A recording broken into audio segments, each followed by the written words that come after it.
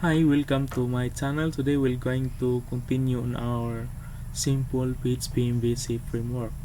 In our last video, we created the Apache configuration of our uh, simple PHP framework, and today we're going to um, continue on creating our index.php.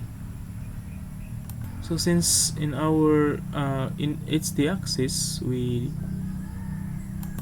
created a container here URL, and this container will going to access in our index.php. Okay, so we'll name this one as index.php. Index.php.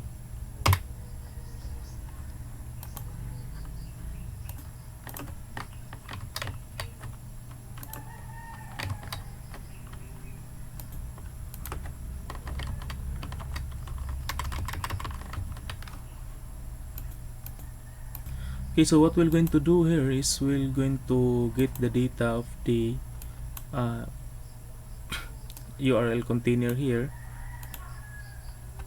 in our index.php. So we'll say set and we'll use the get method, then URL,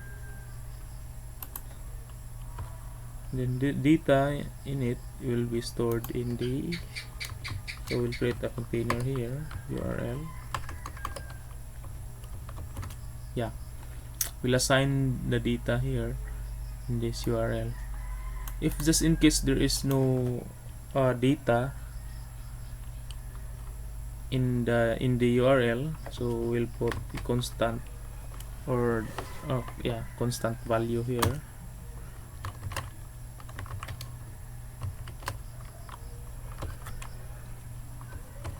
See, you can name anything you want, but in my case I prefer to use home. Okay, so we'll try to display this one. Okay.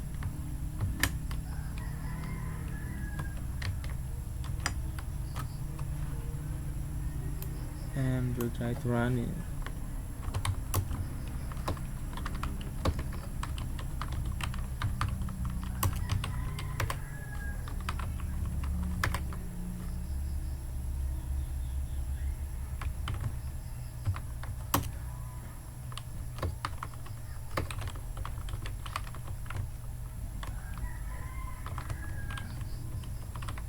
PHP framework.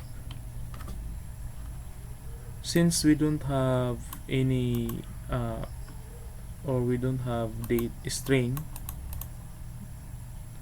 after this one PHP framework, so we set already on our constant value if in case there is no, but if we add a string here, so we say office and that string will be displayed here. So we say save, and all strings that will be appended here will display here. So yeah, this is very clean URL. Basically, in this is what happened inside index.php, and say URL and all the string that we added. Yeah, we say home, then save, same. This is what actually happened, but in our Apache we already declared in index php.url. So what will happen here in our URL, it will look like this. So there is no index.php anymore since we already define our index.php here in our right role.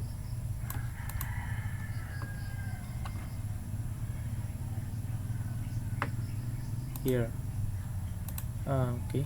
Okay, so we successfully get the data from the URL, and what we'll going to do next is we create a class here, index, and we create a default construct here, and yeah, default construct. Then we'll create new object from that class, and you see index will pass the data that we get from the URL. This one, we'll pass this one here, and we'll receive that here, and in our next video we'll create a route in this framework. So the purpose of route is this will determine what particular controller will going to run, and what particular method also will going to execute, and the data that will going to process. So that can be achieved through the URL that we get from the, or through the data that we get from the URL. So that will be our next video. Okay, so thank you for watching. If you like this video, you click like button below, and also subscribe for more videos, or for more coming videos. Okay, so thank you for watching.